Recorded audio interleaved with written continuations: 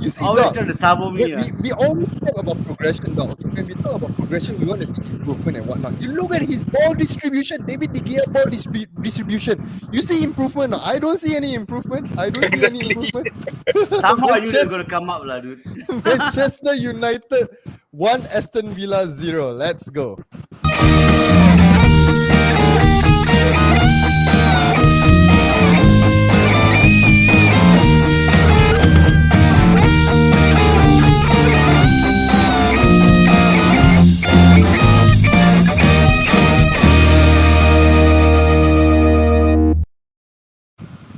Salam sejahtera and welcome to JomUnited. We are a Malaysian Manchester United fan channel. Yes, dengan bangganya Buatan Malaysia. If you are new to our channel, please like, share, subscribe, turn on the bell notification. Ding dong. You thought I was not on cue, right? This is progression. The last time you took 3 seconds. This is progression. Progression will come next. Yeah, so we are not just a JomUnited YouTube channel. We also have a United family in our Telegram group. So please join us. The link is below. Join and subscribe to the Telegram group where everything about United is discussed in detail. Support us. The question is, Doc, are you in the Telegram group, Doc? I should just sitting in for admin. Anyway, tonight we got two special guests, all right, from our Telegram group. Okay, we got one, Madan. You have been on the show before, right? So Madan is known for being the non-BS guy. He give it straight to you. He taro kau lah. Okay, basically it's he's the fierce one, the fire, the api lah. Okay, and on the other hand, okay, we have another guy, Saiful. All right, Saiful is like our. If Stadium Astro actually has a live commentary on Telegram, right? He will be the guy lah. Okay. On any other day, he will be super quiet, reply message 4 hours or whatever it is. Okay. But then when you go live during the game, right, like non-stop, like serious, man. And I always imagine he's like reading out those comments in a Spanish kind of accent, you know. Started Dom today, a whole day Spanish, Greek, Latin. I give up. Modus operandi. Oh, that's the word. No, modus it shows operandi. that how bad our players are playing, bro.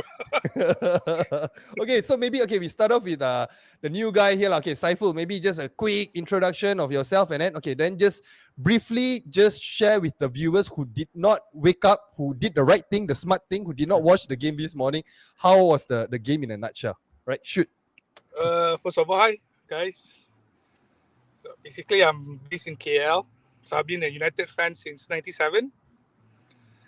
So for the match this morning, I wouldn't say that you guys are missed out a very good part. A lot of good parts you guys missing out if you guys not watching the game. But trust me, man, it was bad. It was really bad. Really bad. It was really bad, man. But you gotta talk about. I mean, Fred. You gotta mention a bit about Fred, man. Come on, man. The guy that you hantam them super cow. The guy deserves a Ballon d'Or, if you ask me. Are you being sarcastic? Don't give him the Ballon d'Or curse, The last guy who deserved the Ballon d'Or is going to Hey, please. He's going to get it in Sevilla. No, right? Fred will definitely should win the Ballon d'Or for the laziest player on the field. I swear to you. I don't know what his contribution is, but I don't know why he's still playing there. But yeah. Shaiful, I think you're never coming back onto the show. Sorry? Shaiful never coming back onto the show. First show, you already cursed Marshall means he won't be invited on the other show, which is is still tengah design logo, whether Barcelona or Sevilla, we will see. Probably it's Sevilla. I'm going for Buncing Lakbak, bro. Hey, the only team who beat Bayern, last 3 days. Okay, so let's talk about the most obvious the most obvious issue with our team right now. Okay, Madan, this one I think everybody and everybody's grandmother also will know this thing Okay, the midfield Okay, what is wrong with our midfield? For those who don't know can you just share with us what's wrong with our midfield? Okay, we have to start with the history a bit Okay, this thing comes from Ole. Okay, when he started to manage our team, I think definitely there is a over-reliance on McFred, okay, in that midfield. And I don't know on which factor that Oli really fancy these two, I don't know how to say okay, the duo okay, McFred, two person doing one person job. So the journey goes on, and then basically I think the only reason why Oli gets sacked is because he never addressed the midfield issues in the summer. Instead, he goes for super signing like Sancho and all these things lah. So basically, Oli fall on his own sword because of the midfield problem. And then came in Ralf Rangnick. I thought I was quite buzzing when he was first appointed. But the thing is, there is a current continue of reliance on McFred again by Ralf, which I couldn't understand at all, because I thought that that's the end of McFred when Ralf came in. But it seems like there is a continuous reliance on them. And the only thing that changed is now Matic is in the frame here and there. That's the only changes. But still, there is a big hole in the midfield. And in this coming January, if we doesn't address that, I think we're gonna fall into the same route, and it's gonna be a disaster class to watch until the end of the season. That is my honest opinion. Okay, we got a comment by Brian Lee. Madan is so pissed off with United, he crumpled his curtain. Our resident joker. Our resident joker. Okay, now, with regards to the midfield, right, do you think is the issue with the personnel, or is it because of the imbalance? Because like now, the more I see, I mean, the couple of games, right? Okay, defensive-wise, McFred totally sucked. Players will just run through them, no problem. They got no physicality. I mean, for Fred, no physicality, no aggression and whatnot. For McTominay, from what I realized, he kind of like track the players, but then he don't commit.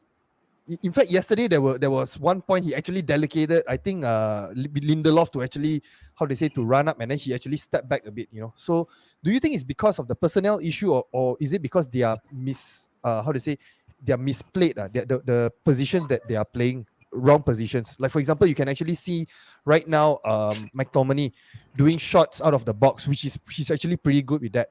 And then moving forward, Fred is quite good. I mean, with whatever midfield that we have, Fred is actually pretty good passing forward and whatnot. So what's your take on that? I think that I think since Ralph came in, right, first he used his 4-2-2-2, right, and we played with the two holding midfielders being Fred and McTominay, and they did decently well in the first few games. Actually, if you look at it, they were pressing, and then you saw Fred and McTominay actually pushing up more than previously, right? And I think even in the last few games, you can see McTominay is trying to be on the edge of the box. Even yesterday, we actually cannot complain now. Yesterday, the goal came from McFred, right? Yeah, exactly. That cross from Fred was, oh my god. Oh, that was really good. That was really individual brilliance again, guys. Individual brilliance again. Yeah. No, this is not an individual brilliance now, because it's a good cross, but he needed a finish, right? And McTominay was in the box to finish. And that's what we always wanted, right? Our midfielders be pushing into the box. But again, what we then saw was the 4-2-2 falling apart, right? And then yesterday, I think he went back to a 4-2-3-1. It looked like it more than the 4-2-3-1.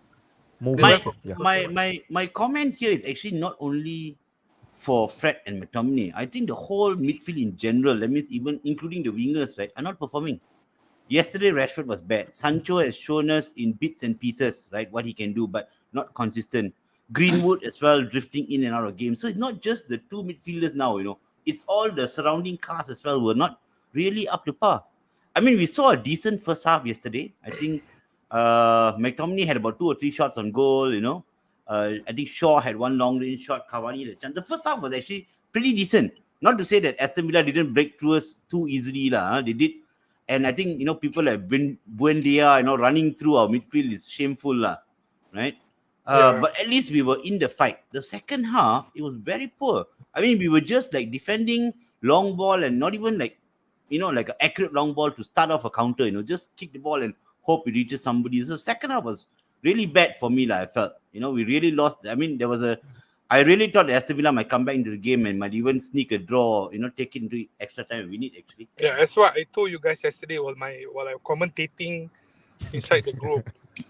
Because for me, the main problem is I wouldn't say that Ragnick make the wrong decisions with his McSauce and stuff.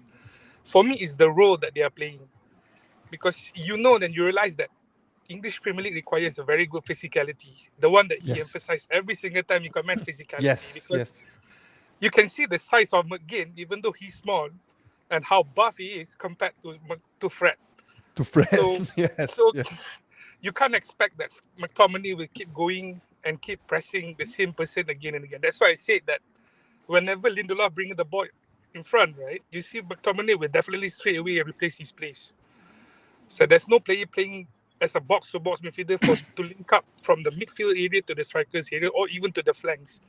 So my main concern are still, it's not Fred, it's not McTominay problem, it's the role that they are currently playing under this particular system.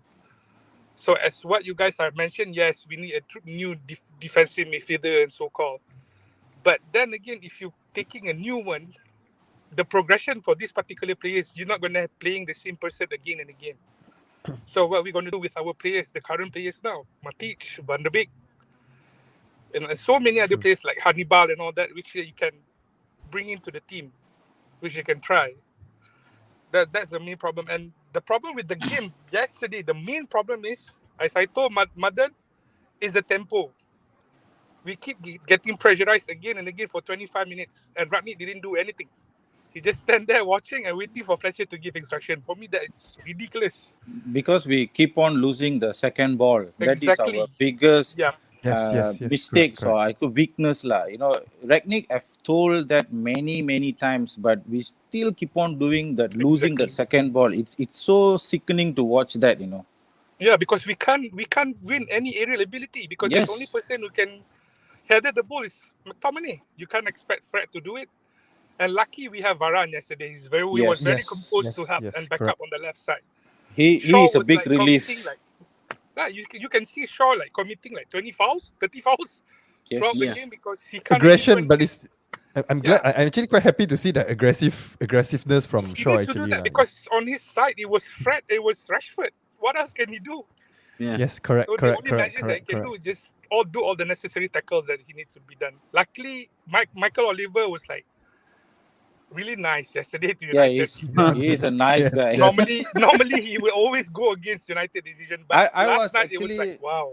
I was actually expecting we might end up with 10 men. That was my biggest concern. Yes. Yeah. At some point, there was one point. Shaw, it was going very nasty in the middle. That was I say it leads back to tempo. When you keep getting pressurized from that particular team, when the team keep pressuring you, you always tend to do all these stupid tackles, all these unnecessary tackles and stuff. So I would expect Ragnick yesterday to change, probably maybe sub in that particular moment to control the tempo for you to control the possession.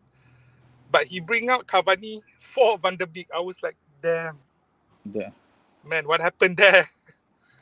Okay, let's talk about a quick one before we move on to the next thing about the midfield. Assuming our board, although we changed the CEO and whatnot, I pretty much it's the same thing, it's the same puppets involved and whatnot. So I'm not keeping my hope so high.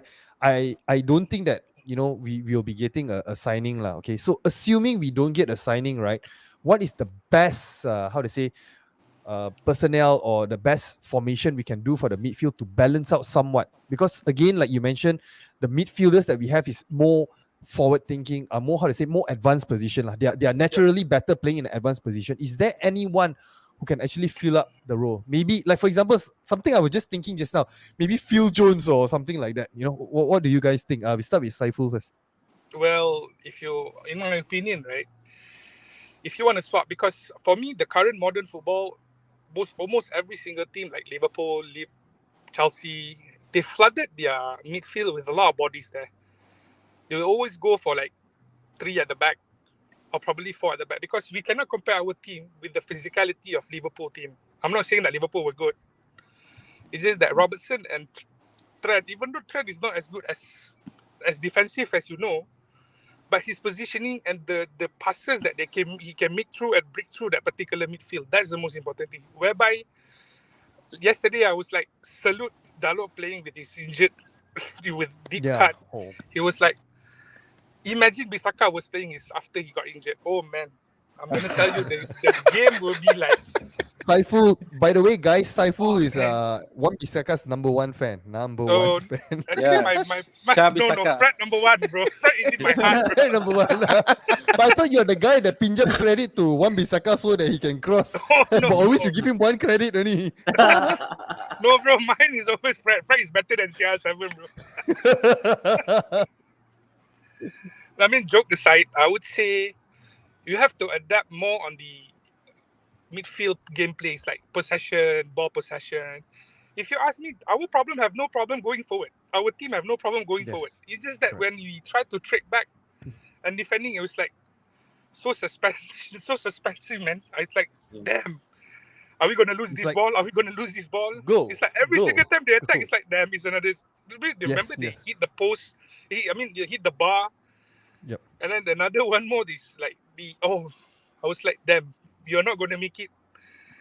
I was like, these 10 minutes, if we lose the ball another 7 times, surely we're going to concede. Luckily, we have our dog here, Mr. De Gea, doing the right Okay, let's position not. every single time. We are Sorry, time Saiful, constrained. We I cannot didn't hear talk that. too much about that kind of stuff. Let's stick with the midfield. Actually, there was the VAR decision that saved us yesterday. Apart from David De Gea. Yeah. That is Cavani. very close. Cavani. Yeah, that's why I said I'm so surprised with Michael Oliver's decision. If you ask me, Yeah. So I also think that the pressing, right? The pressing that we're doing. It's already been a couple of months that Ralph has been in, right? We're not seeing that kind of team pressing, So when one guy gets the ball, one player goes to press, but the others are all open. Now, if you look at the Liverpool front three, right? They press very high. They press very high and they press all the players in that region. So the team cannot, just move the ball around easily. They have to clear. And they clear, they win the ball back and then they come because their wing backs are very high. And Correct. you look at the difference between Robertson and Trent. And sometimes why they're defensively suspect is because they always hold a high line. They're always at the half line and pushing up. So when they attack, you've got the 3 front guys with the 2 wing backs really pushing up. Now you look at our 2 wing backs, okay? Shaw and Dalot yesterday, who I thought had a decent game yesterday. But they're not really pushing all the way to the byline and crossing. They're all waiting, push the ball, waiting for it to come back. It's not that either they're scared to go so much forward because then they cannot come back, or I don't know what the problem is, but they need to run. One is press collectively up front. And yesterday, we always say, Ronaldo doesn't press. Yesterday there was no Ronaldo. You had Cavani, you had Greenwood, you had Rashford. You've got no excuse not to be able to really press. Rashford and Greenwood are young, but they're not doing the job. They're not doing that pressing up front. And then if your wing backs are high up, you get exposed because you're not pressing the ball. Teams can break too easily. And again, our midfield is too soft, Really no real bite in the tackle. Really no, really trying to hold off people. You see how easily sometimes they broke through. They broke through our midfield and got past our wing back. So it's a collective problem that probably needs to be solved. So even our pressing, which is like probably maybe you'll see it for about 15 minutes and then after it disappears for the rest of the game, right? So if the master of gegenpressing cannot teach the players gegenpressing, where's the problem? We should have stayed with Ole I think. We should have kept Ole I know you're trying to say that right now. Fijal, is that you? No. Okay. So we move on to the next thing. Let's talk about the forwards. Okay, we've talked about Bruno, okay, and the wingers and also Edison Cavani. Okay, Madan, do you see any? I mean, because like Doc mentioned, initially I think we started maybe with a 4-2-2, then we reverted to 4-2-3-1, right? 4-2-3-1, right? So, when we were doing the 4-2-3-1, right? Do you see any cohesiveness? The way that our forwards were playing, were they gelling well? Okay, in terms of yesterday game, one thing I can see is that Bruno was very comfortable yesterday when we switched to 4-2-3-1 because he was having his free number 10 role again. After such a long, we are trying to do this 4-2-2. So we could see some movement from Bruno. But the thing is, the only thing that I see yesterday is I think Bruno is the only one who were pressing in the front like a headless chicken, you know. He was the only one running here, running there, running here, doing all the pressing. But the whole team is not pressing like what Doc say, you know. So we don't have a collective effort from the whole team to press. But the thing is, when we started the game, I think for 30 minutes, I think we saw that kind of gegen pressing. You know, some of our group also they say nen pressing or whatever pressing lah. So watered down version. But we have some pressing. I like the game, the first 30 minutes, you know. But the thing is, as we go on with the game, we kind of like decline, you know, and you can really see that we lost the intensity, we lost the pressure, and I think the most important is our players is not fit at all to play this 4-2-2 formation for now. You see, so I think the players need more time to adapt to this. And they need to do more fitness work, and this cannot be done in the middle of the season. So it's either they adapt to the 4-2-2 or we go back to our 4-2-3-1, and then we try to solidify the formation.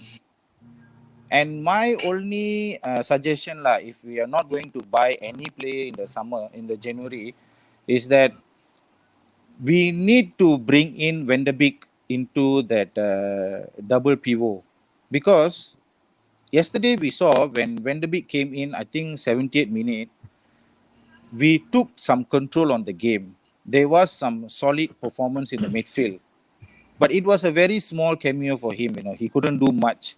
So I hope, you know, I really don't know what's wrong with this Van de Beek thing.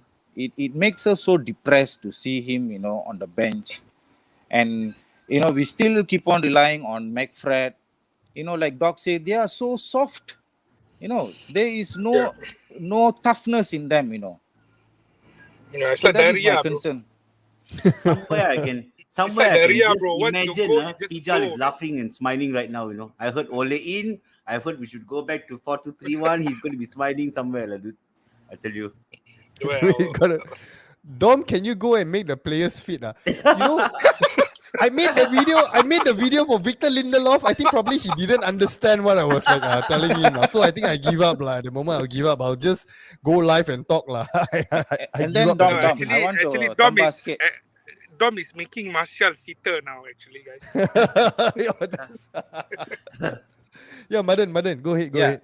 The thing is, I think in Premier League I think generally you have to use 3 midfielders if you want to be solid in a formation. But if you want to go for 2 midfielder, you have to have a very strong CDM, like the Kante, like NDD, like Declan Rice. These are the personnel, like Ruben Neves. You need to have. If you don't have, you have to go for 3 midfielder. You have to overload the midfield, you know. Yeah. So speaking about this, right? I think a lot of what Madan is talking about, like pressing and whatnot, is off the ball kind of thing. So how about when we have the possession of the ball, Saiful? Do you see any improvements and whatnot that we are doing, or is it pretty much the same old style we are playing, similar as our previous regime, our previous manager? Okay, basically for me, the main problem is United now. Number one is inconsistency. The main problem is they are not consistent. You can see that they're playing good this game. The next game, you don't know what's going to happen.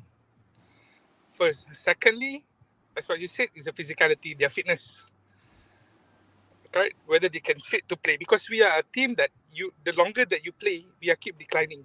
We are so-called the first half players. So they can only play well on only first half. Second half is like, we getting attacked like non-stop. So at the same time, for me, the most important thing apart from these three is their role and their communication between players. If you say Van de Beek playing in the center, right? Even though he is not good, what about the backup system for him? You can see that McTominay and Fred are good when they are playing offensively. Defensively, they are not good. If let's say we're not gonna get any players this coming January, right? I would say Matic and Van de Beek can fit. I mean, you have to use these players to fit for that particular role. But can United play with 3 at the back? That is my question. Can we rely on Mr. Fridge on the left? Can we rely on Lindelof and Bailey physical fitness, whether they're going to play all the games? So for me, that's the main question for me. Inconsistency is the most important thing in the team right now. And Rashford, oh man, I wish he got his confidence back again. His confidence is doomed, man. It's like really bad. Do you think it's because like personally, right, I feel our forwards, right, like from yesterday when they reverted to the 4-2-3-1, right, it's pretty much similar as what Ole actually did last time under Ole and under Carrick. It seems like they are confused. We have the extra width, but it's like they're confused. They don't know what to do with the ball. Like you mentioned, no confidence and whatnot. So do you think this is? Yeah. I mean, we got a new manager who can talk to you about tactics and what for 1 hour, 2 hour, the whole day and whatnot. But then, do you think that he already started instilling, instead of the pressing and retrieving the ball within 8 seconds and whatever it is, do you think he actually started a blueprint for these forward players to follow? Yeah. Actually, if you see, and I would can I just add on to that? Yeah, just sure, add on no problem. to that. Yeah, go down. A lot of us made so much. I mean, we had so much of complaints about Ole in the sense that we never saw a style of play. We didn't know what we're doing. Can you tell me honestly now? You see something different? It's already a month plus. Huh? Do you see anything different? I mean, in terms of roles and the digestion of that particular tactical itself, they're having a problems now. If you ask me, it's like you are playing number 8, but when it comes to a game, you have to become a number 6. It happens a lot with Fred and McTominay. If you can see, they keep changing their role. Yesterday, you watching like Rashford, right? For 35 minutes, he plays on the left side. He didn't do nothing. Basically, he kept losing the ball. But when he changed side to on the right side, he plays well. He played really, really well for the last 10-15 minutes of the first half. So Rani have to do and go to each and every single player what sort of roles that you guys are good at. You can't really depend on, if you keep buying new players without using these players, the team will never be improved. It's going to be the same cycle again and again. So we're waiting for January. If you fail for the January signings, we go for another players in summer. We're going to have the same problem again, repeating the same cycle again and again and again. With these high wages players, it's not easy for you to let them go. That's the main problem. It's not like bringing the players in. It's just that to let go these players is also a main problem. Yeah, but again, again, it's not about buying. You can buy 1 or 2 players to fit your system, lah. Yeah, okay? Correct. You can't buy a whole new team. Right? You can get a replacement. You can get the replacement now. So the rest of the team has to be in line with the tactics, like at least the key players that we have. You shouldn't buy like the main players that you're supposed to go for that particular role. Yeah, but the problem we're not seeing. I really don't see it. Okay, we are supposed to be. You've got 2 strikers in center. Supposed to be crossing. We are wing backs. I don't see them crossing. Dalot and Shaw, right? 1 or 2 crosses a game. You compare with how many crosses Alexander-Arnold and Robertson put in a game. You look at the difference. It's a vast difference, So even though we're supposed to play a gegenpressing, really attack in 8 seconds, I don't see it. We're not going to the center. So Bisaka have to stay back for training for another 2,000 crosses every game. Rani had to do it. Because you can count how many crosses in a season that he makes. Yeah, I agree. But actually, to be honest, right, sometimes I feel Bisaka gets in better forward positions than Dalot. A bit more advanced. If you ask me, remember the game with Spurs? But you will get confused. Is poor, very poor, but he actually gets into a little bit more forward position. Only the guy could, send in 1 out of like 3 good crosses will be fine with me. If you remember the games that we played with Spurs, we adapted to 3-5-2. You saw how good Bisaka was in that right wing back playing. Yeah. But that's the thing. If you're playing that good, that particular game, 3 of our back line, the centre backs, was really, really good because of that. So Bisaka don't have to do so many tasks for him to cover back. Yeah. But also bear in mind, Saiful, that particular Spurs game we were playing with 10 men. I mean, we were playing against 10 men. Harry Kane was non-existent. I think the whole Spurs team was crap that day. And then even the fans turn against their own players. So I think it's a how to say, it's definitely he performed well. Yeah, but then again, Dom, Sakito. if you tell me Harry Kane, that particular game, Harry Kane not existent, is because of what? What's the reason why he's not existent in that particular game? Because we controlled the whole throughout the game for the 90 minutes. That's how good is our defensive. Yeah, but and that our was already playing towards for that Nuno particular- Espirito's end already lah. So And I the wouldn't take yeah, that game yeah. into consideration. Yeah. Because And Spurs then were really our poor friend, my FPL captain, by the way, his mind was somewhere else already. City already, you see. What? Your FPL captain is not a United guy? That's very bad. Hey, I captain Ronaldo for like every game for what, and then my points never go up, man. Seriously, never go up. Better Hey, than mine, dude. I got an immovable object in goal. Hey, my captain game today postponed, you know. Everton game postponed tonight, man. Shit. Oh, Okay, dog, postpone. I want to add Yeah, yeah. something. Yeah, madam, Yeah. madam, go ahead. Okay, you see, with this rough system 4-2-2, you rely on a lot on the wing backs. But the issue is this problem came from the previous regime where Oli always fancy the fair players. That's why we have so many fair players playing on the wing like Rashford, like Martial, Greenwood, to a certain extent. So we didn't really allow Wan-Bissaka and Shaw going too forward in front. And of course, we have a fridge at the back to preserve. So that is another big issue for us. So this has been a big like a ritual for us. We don't push the wing backs. We always use our flair players at the wing, and then we play such a game lah. Okay. So when Ragnick came in, we need to use a wing back to utilize this 4-2-2 formation. The thing is, you have the same personnel, but you have to train them to be a super wing back like Trent and Robertson. That is a big problem. And then the thing is, when you play 4-2-2, it's a very narrow formation. You always play in the middle. You don't use your wide. Only your wing backs only go up. So that's the issue. When you have a very fair player playing narrow in the middle, so that is where you can see player like even Sancho is struggling. Rashford have dropped his form. Greenwood is nowhere to seen. Everybody is kind of like struggling. So our team is basically consists of a lot of fair players.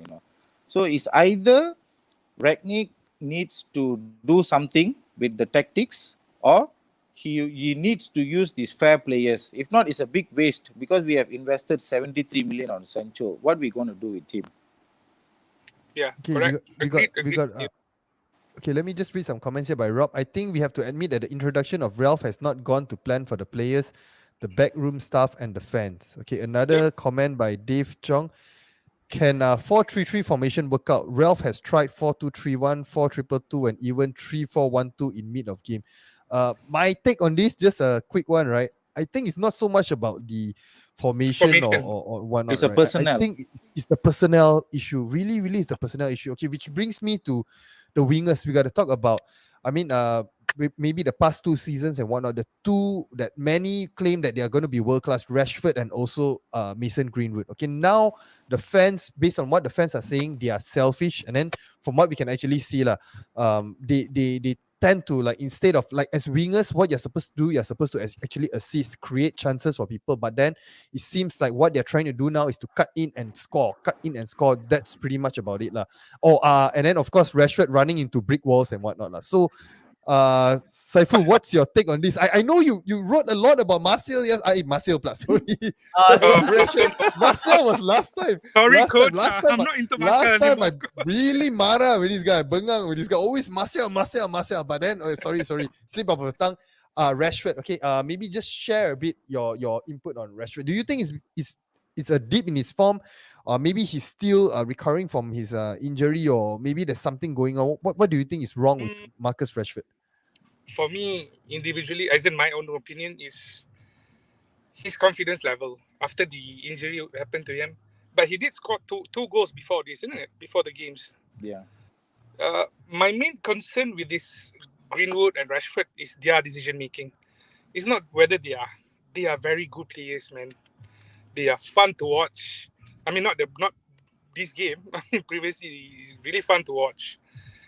It's just that their decision making, it's like there's no guidance inside that particular tactical formation saying that, oh, you have to do this, you have to do this. It's just like, you just go lah. Can hantam only, you can just straight away do whatever you want. Which is, for me, it's really, really disappointing to see their progress. It's like they're declining, they're digress, they're not progress at all. Yes, correct.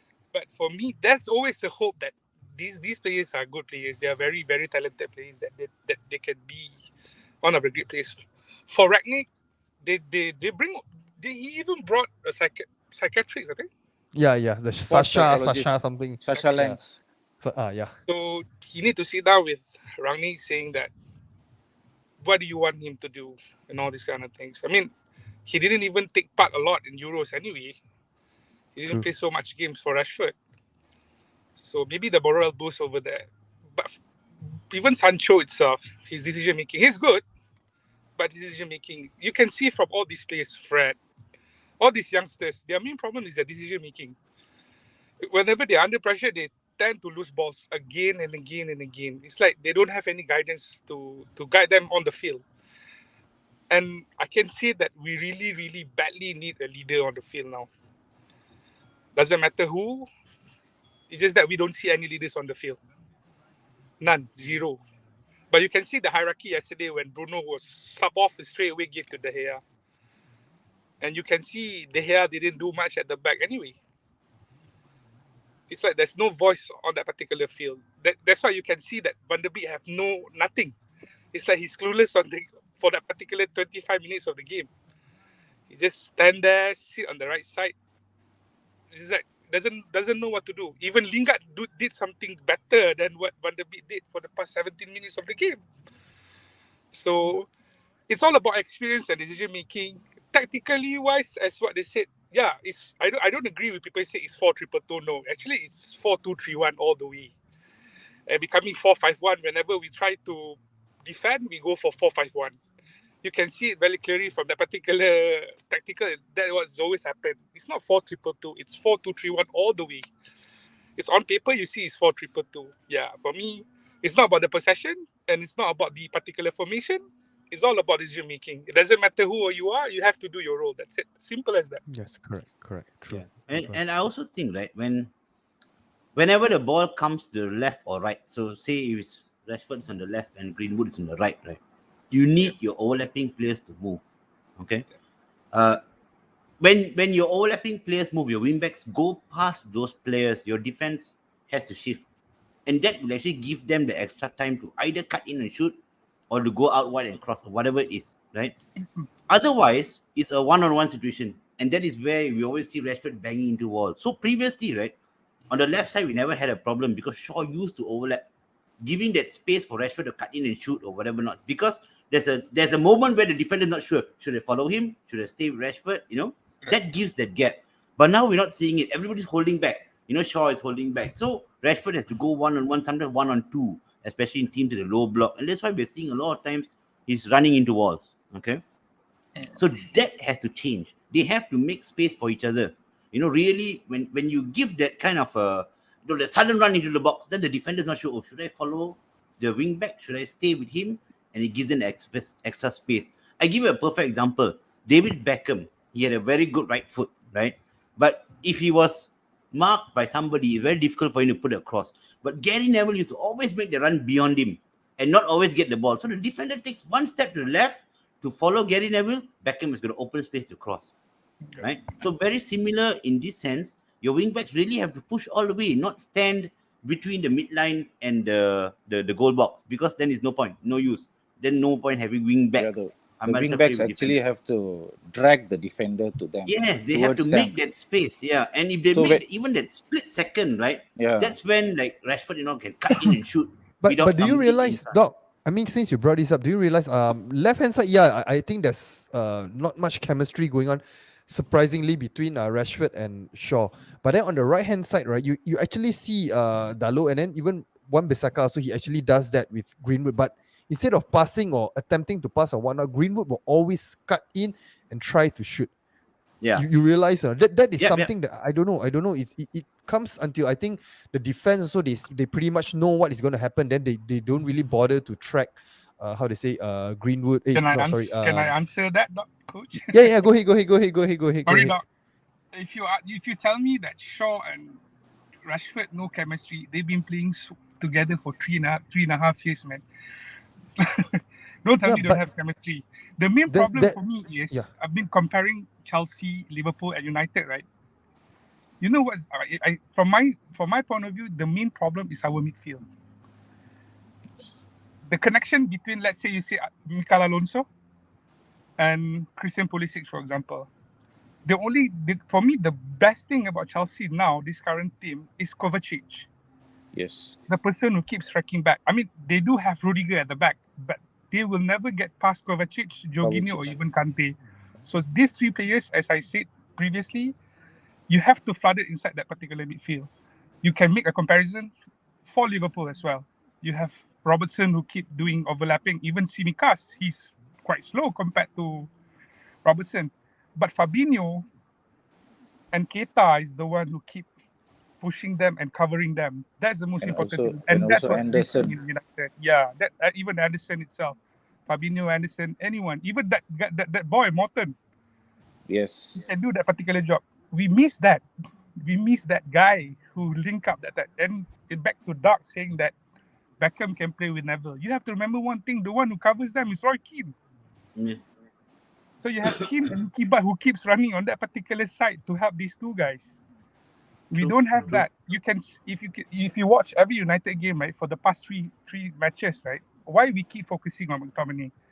Why he's the only person and the only player that receiving a lot of balls compared to Fred? Because he is the one who moving this. He's the one who link up our defensive lineup to our striking force. So we need more players like Tomine, if you ask me.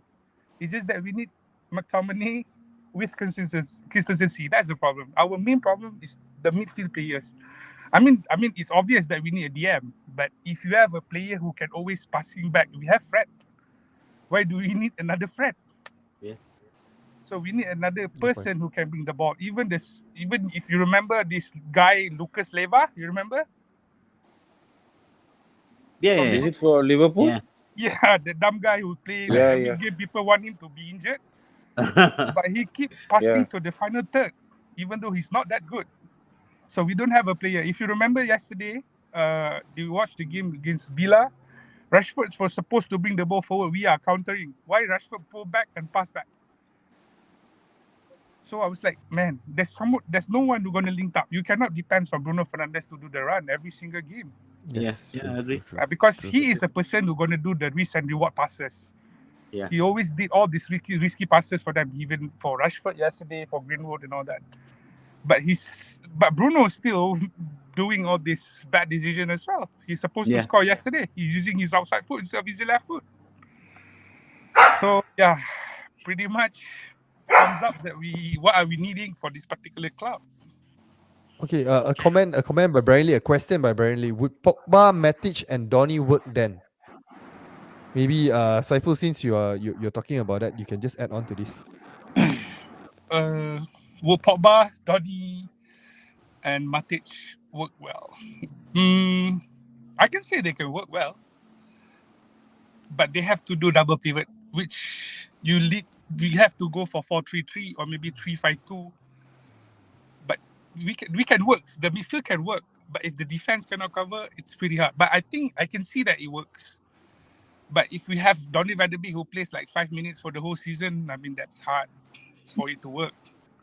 He needs to play every game then for it to work, to get the chemistry and the clickness for them to play together. Yep. Yeah, if you ask me whether these certain individuals can play together, it's not a straightforward answer, lah. For me, it's not fair to ask these players whether they can work together. Yeah. Elanga was playing really well yesterday. Yes, correct. Yeah, Anthony Elanga was really good yesterday. I mean, for a player who has fresh legs, for him, maybe he's good as a fresh leg. So Rani have to find the best position and the best formation for these players. Yeah. And for back to that question, I would say that can work. And I also think that it's a bit of the consistency, lah. Everybody needs to be more consistent. McTominay had one wonderful game against, I think, was it Burnley? And then suddenly he was like poor the next game, really poor. Horrible. Can't even sing a single pass. All the passes you going guys be surprised. You know who's playing for Chelsea for the past 2 games, and people say he's flop. If you guys know, A question for you guys. Is Saul it Kai Niguez. Havertz? Oh, Saul It's Niguez. Saul Niguez. Saul Niguez. Niguez was really bad. For the past 2 games, he was good. So a manager have to trust these players. I mean, for the time being, sadly, we have to depends on McFred again and again. So hope we can do wonders in our midfields. That's my take on it. So guys, going into the reverse fixture this coming weekend, this Sunday morning at Villa Park.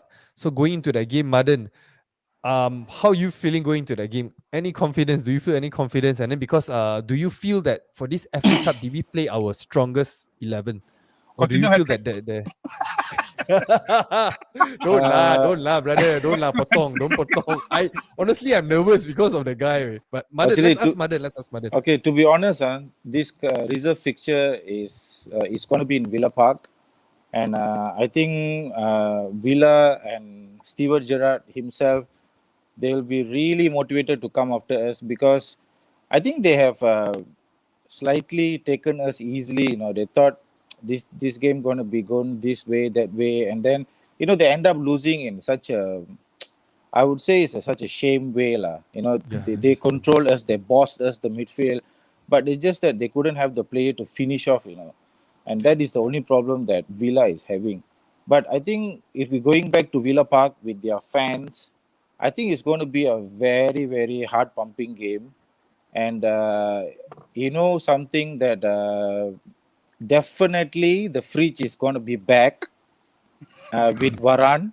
Okay. Might have Jones. You might have Jones. Jones might be back. Trust me. This guy is not been playing for 2 games.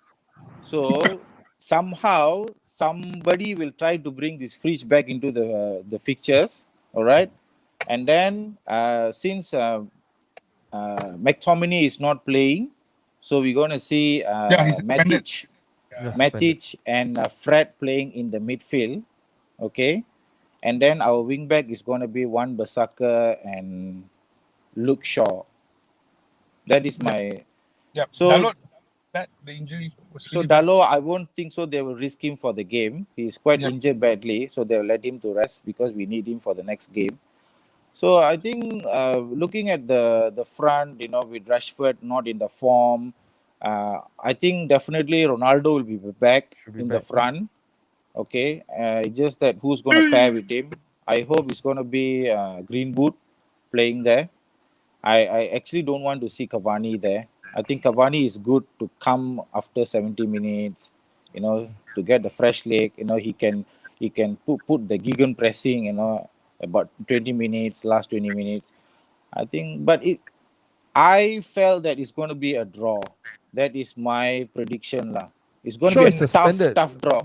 Based on Martin, I think Shaw is also suspended, is it? Yeah, Shaw is suspended. So they're going to use Telles. Yeah. Oh, man. Probably use Telles. Yeah. So we are probably putting on a weaker team compared to the FA Cup. I mean, having Ronaldo, probably you add 10, you got Maguire, you minus 30 already. So it's already Hopefully Phil Jones comes back. At least he gives some heart. You see, Dom, now the situation is with or without Ronaldo, nothing changed. Nothing changed. That is the sad thing about our team, having Ronaldo and we couldn't do anything different, with or without. Yeah. It's a very sad thing. No, for me, Ronaldo to have Ronaldo inside our team, I would say we are very fortunate. It's a privilege. Because if you ask me, he is the person who can change the game outcome. It's like we are tied for 0-0, right? He is the person who can score the last minute goals and that. I mean, we should be happy to have him. It doesn't matter whether he's playing or not. A lot of people saying that I don't like Ronaldo. It's not that I don't like Ronaldo. It's just that he's trying to do so much on the field. Yeah. Yeah, so he tend not to do what he's supposed to do. He keeps running, chasing the ball. I mean, you give your heart out, but the thing is, the other 10 players, apart from it's 9 players, not put as much heart as what Ronaldo did. So you can't really blame him. The thing is, we know Ronaldo from the days he was with us in the first period. It was all about him. He will run. He will drag certain defenders. He will went past 3-4 players. It's just that we have such a quality team to cope with him, That's No, if why you ask me, right, Ronaldo what becomes happened to so Ronaldo, for successful. example, for me, right, Madan, the best thing when you have Ronaldo in the team, right, all the attention will always go to him. Yes. So he is like the person who bears all the pressures from the press and all that. So the players around him should take as an advantage to use this to prove themselves they are better. Yes, There's no yes. pressure towards them. Supposedly everything goes to Ronaldo. So whenever he's not performing, it's Ronaldo's fault. I think Saiful, it goes back to your point just now that knowing their roles. I think that is a very important point Yeah, because a lot of players they don't know their roles, and those players that are competent enough to know their roles, they're actually covering for other people's correct. crap lah. That is the issue. So which brings me to the next question: to create all this kind of balance of them knowing their roles and whatnot, do you think that Ralph Ragnick is the man right now to do the job? Yeah, he is the right person to do the job without Fletcher. Which I wanted to ask. This is a Seems like Fletcher team. Leave the It- stuff, man. Get out from it's- there. Just get it lost. seems like he's the assistant manager. Fletcher is the, Yes. the interim manager, We assistant were like interim manager. we were attacked yesterday for 25 minutes. Rodney was standing there and looking at Fletcher. He's like watching Fletcher to give an instruction. Who's the interim manager, Ragnick or Fletcher? Then whose fault is it? It's not Fletcher's fault. If Ragnick Yeah. has no control, it's not Fletcher's fault. Yeah, No, it's the I think board. we all find pantomime villains in Maguire's. everybody. Like, oh, it's Fletcher's fault, it's Maguire's fault. It's the whole team not performing. Yeah. And for me, okay, you tell me, Rangnick has, oh, he needs some time. He's got 6 months. He's an interim manager only, Correct. Okay, with the potential to go on after that, but that we don't know, right? Or he might go up. So he's got only 6 months. He's got no time to really build, really something special. Okay. Now Tuchel did it in his first season in Chelsea when he came in halfway. How long did he take? He got the players playing. So Yep. something is not right now. Whether it's the manager or whether it's the players not really wanting to adapt what has been taught by the manager. Again, whose fault is it? When Ole was there, everybody blamed Ole. Oh, Ole cannot communicate with his players. He doesn't know what to get his players doing. Doc, Ralph can I add Rangnick, something? who's a guy who's been coaching coaches, Yeah. cannot do it, means where's the problem? Can The I problem Okay, is not Madan, with the Madan, go manager. ahead. Madan, go ahead. Okay. Madan, go ahead. You see, with this Ralph Ragnick thing, my biggest concern when he was announced as the manager was being an interim for 6 months. I was shocked because he was appointed as an interim. You know why? Because all the while, I always look at him as a director of football or technical director. That was his portfolio, That was he's good about. Okay, he's not a manager. He is more of a technical director or director of football. But the thing is, our board, they managed to negotiate something with him and make him come as an interim manager, which is surprising. Okay, so the thing is, when you appoint someone as an interim, there itself, the manager has lost his authority against the whole team. You know why? Because he's going to be there for the next 6 months. Some of the players in our team, they have big egos. Even Ronaldo, for instance, even Rashford, even Bruno, all these players are world-class players.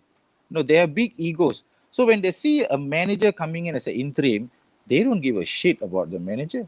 They know if this guy is going to be here about 6 months. They don't care whether he's going upstairs, downstairs, or whatever. Because the thing is, even if he finishes 6 months, he go upstairs, he's going to be a consultant, not a technical director or director of football. A consultant means you just give consult. You just give your ideas. It's up to the club to whether to receive your consult or not. So he's still not the key figure in the club. So I see that this is the lacking from our board, our ridiculous board, where they can take, these are the only board who can take this kind of decisions, putting up people as an interim. And then, you know what? The best thing, they put a mole under the Ragnick. They appoint the Fletcher to go and sit beside him. You know why? That is their eye and their ear for the board. This guy has been advising Ragnick. What CV this Fletcher got? This guy just been in Stoke and then suddenly without any CV end up as a technical director in our club. What the hell is happening, man? Seriously, He's Scottish, bro. He's This is the pissing off problem, you know. I think you can join Jai team conspiracy. No, But again, seriously. you know, Madan, you say that he was a director of football. He was a very good coach, with Hoffenheim, Yeah. with Schalke, right? Shaka. So he's got the potential. Now he's come in. I don't care whether Fletcher sitting there whispering in his ear, whatever nots lah. He is the interim manager, right? And he is the one. And for a fact, when we were looking for a manager, I was also, like, oh, why don't we bring in Ralph Rangnick? Because all the stories you've read, all what you hear him say, and I tell you one Amazing. thing: when he speaks in interviews after game, his analysis of what happened in the game is a proper manager's. But Yes. now, Yeah. why isn't this being transferred to the players and performance? So again, where lies the problem? We Okay, can't which blame. brings us to Eddie's comment. Even if the players don't care about the interim manager, don't they have a responsibility as players of the club, getting paid shitload of money to play well for the club in every game? Exactly. And then coming out in social media, this is the one that really gets to me, We go again. Oh, we go again. yeah, we had Wasn't a good bad enough. game, It bounce wasn't back. good I feel enough. really down, we bounce back next game. Next game, come and give not even 100%. Give the Yeah, same crap performance. for me, as I say, sorry, Doc. I would say go the ahead. main problem is the culture. I mean, the starting culture. The Ole culture was there for so long. Yes. The players Again, adapted to that let me particular correct you culture. there. I Yeah. don't believe it's Ole's fault. No, I mean, because I'm not this blaming. player power So I'm not blaming Ole. happened I'm not even blaming. before I'm not Ole. blaming Ole, Doc. These same For- players threw Yeah, the same Mourinho players. under the bus. They threw Yes. Mourinho under the bus when things were not going right. Yeah, They that's threw why I Ole say under the bus when things were not because going Ole right. is a They will person throw who, the like, current manager under the bus. So when things are not Correct. going right. correct. That's why I said. I mean, these particular players been doing this for so long under Ole. I'm not saying I'm not blaming Ole. They are being pampered. They are being loved under No, Ole. and that is what I've also heard, not Yeah. only from you, Shaiful, from a lot of other fans as well, right? Oh, it's Ole's fault. Ole's pampered his players. Yep. He did not pamper the players. He took a different approach to Mourinho. Because Yeah. why? Yes. If he had gone the You are same right. approach as Mourinho, okay, Ole at won't least be lasted 2 years. Mourinho is a fantastic manager, won a lot of stuff. Yeah, I he's can one of come the there and best. show my ego, and if the players don't like it, it's either me or them. Screw them. Ole, of course, doesn't have any, that kind of trophies, right? And if he goes by that approach, sure, thrown under the bus immediately. So he took a different approach. I wouldn't say very soft. I'm sure behind the scenes he's not But as that soft as a approach player, but also he follows. backfired him. Yeah, but he follows Fergie's kind of style. I defend my players outside in front. I don't throw anybody under the bus. Inside the dressing room is something different. But again, it didn't work.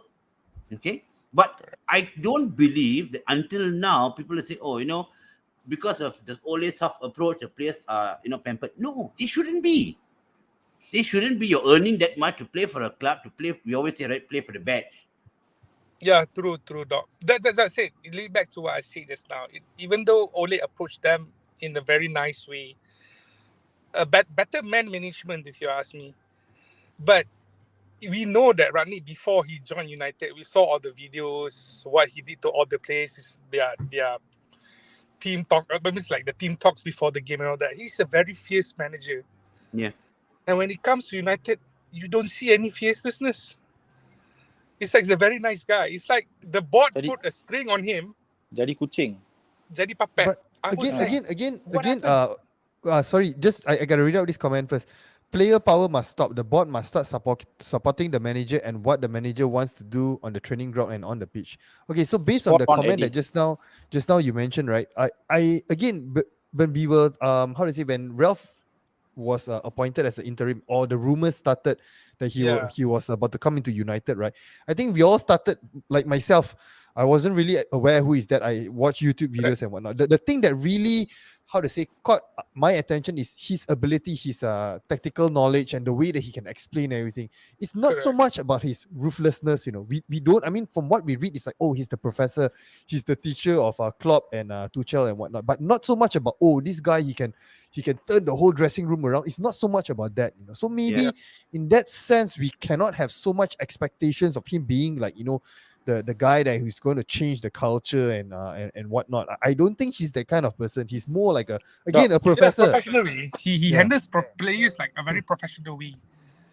I mean, he not saying that he is not nice to this player. As you know, Conte are very fierce to the players. Yes. But for these players that we have for the past 3 years, been performing the same again and again, the same result again and again. We need this kind of people who can slap their face. It's like, hey, wake up.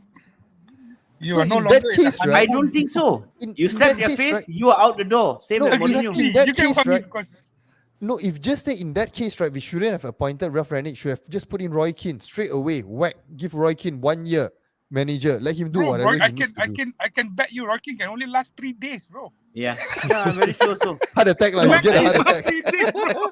You get a heart attack. I mean, I really, if you really look at his analysis, his analytics, right? Very solid. Okay, his analysis of every game, you listen to the post-match interview, is exactly what you're thinking, right? It's exactly what we saw on the pitch. No sugarcoating, right? You know how he explains tactics. I think somebody put a video on how they were explaining Bayern Munich's tactics and all this morning, Yeah, right? And it's with, really to the Nagelsmann. point. Now, we always said, Ole has reached his peak because why? He wants to do a 4-2-3-1, but he cannot communicate with the players. Players are not doing it. Now you've got an expert at analyzing and actually communicating tactics who still can't do it to this bunch of players. So wherein lies the fault? The fault is not on the manager already. Something is wrong with the players. If they cannot understand somebody who's got everything pictured out, Okay. This one I gotta ask. Okay. Faisal, this one good at explaining, but cannot show on the pitch. Better appoint a mentally. Okay, this one. Or maybe better appoint Ole lah, dude. Why back up Ole lagi ni? Haya, players not to blame his managers for. So the way that you are, I mean, the points that you're giving and whatnot, and then from the previous episodes, okay, we know 2 things. Number 1, you love David De Gea. Okay, even the blind man also, the deaf man also know. Okay. Number 2, would you really? I mean, if now you're the board, like, you can decide to actually bring Ole back into the mix or maintain Ralph Rangnick. Will you actually? No, wait. Hey, this is for dog lah. This is for dog. Because the way he's talking about his ex-girlfriend, ex-lover, it's the best he ever had. Dog, this shouldn't come into a conversation, dog. Please let him do his fishing in Norway. I hold myself to Mara De Gea. Don't start. No, so the question is, would you coach actually bring purposely Ole putting back? me in the spot? I think we should call in Pijal for this special. No. You answer. You're gonna clip this. You answer. I dog De Gea. Only emails also, If you're asking me whether you bring him back now, no lah, of course, right? But I also don't believe he's to blame for everything that's happening at the club. Right? No, even in his time, I would and love even now. to find another club to manage first, get more experience, then you come back. Yeah, I mean, want but to come back what I feel is more unfair experience. is that he was blamed for everything that happened and everything that is still happening. That is what I'm not happy about. Funny thing. And then another thing he's not happy about, because he was defending Ole early on, and then he got a lot of shit.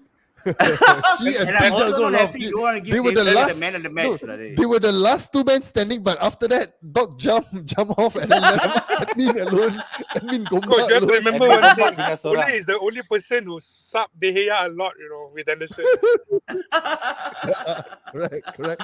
So his love for David De Gea is more lah. That's why he jumped ship.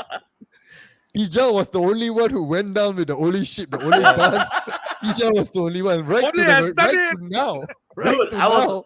I was only all the way until Danny posted Ralph Rangnick's video at the coaches conference lah. Then after that, I was hooked. Hey, no. Pijal also wasn't Pijal tempted by only ship this sunk in black the magic stuff. Guys, I got a booth. Yeah, but anyway, we're actually at the end of our show already. We're already way past. But anyway, so thanks Mama so calling much. Me, Mama calling me. Your roti already Sergio already. But thanks so much, Saiful. Mama thanks so much. Hari. Thanks, Madan. Thank you so much. Please, Thank you, if guys. you want to talk more like this, join our Telegram group. You can converse with them. They are always there, especially Saiful during the games, non-stop commentary. I will comment. I'll be a commentator there. Don't worry. Okay, and we'll see you guys in the next episode. Like usual, please like, share, subscribe. Good night. Okay, good night.